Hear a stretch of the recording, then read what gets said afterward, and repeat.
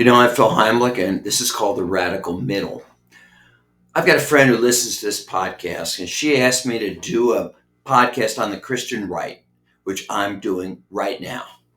By way of full disclosure, I was 100% with the Christian right when I served in politics as a city council member and a county commissioner in Cincinnati. In fact, one friend referred to me at the time as the poster boy for the Christian right. Now, if I'm honest, I'll tell you I had concerns about that movement then, but I chose not to speak up, and I wish I had. We can trace the Christian right to a movement formed in 1979 by Reverend Jerry Falwell. He called it the moral majority. Falwell was pastor of a megachurch in Lynchburg, Virginia, and he founded Liberty University. Don't get him confused with his son, Jerry Jr., who took his place as president of Liberty University. Fortunately, Junior got in a bit of trouble because, quote, he liked to watch.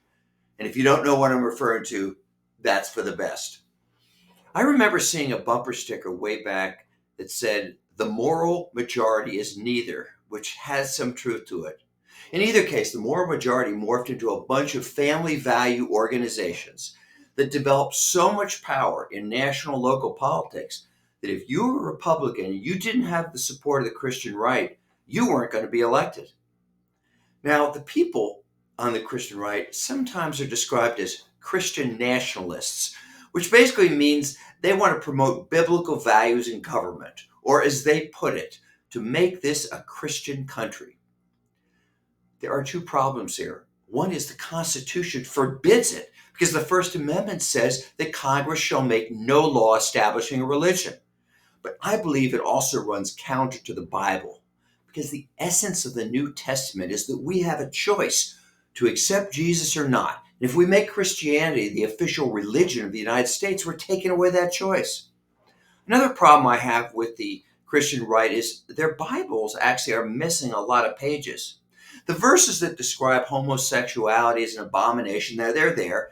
And the one in Psalm 139 that says, you knit me together in my mother's womb, well, that's there and is usually used to speak out against abortion.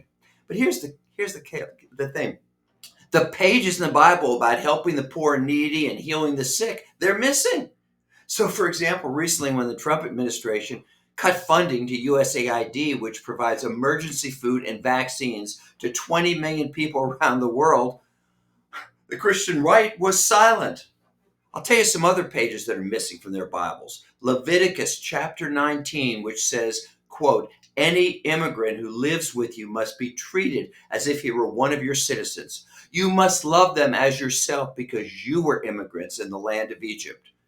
Most Bible thumpers like me haven't said a word about the hate that has been directed toward immigrants in recent years, such as Donald Trump's comment that, quote, they're poisoning the blood of our country, and his claiming that Haitian immigrants were eating dogs and cats, which was a complete lie designed to target a vulnerable population, what Jesus called the weakest among us.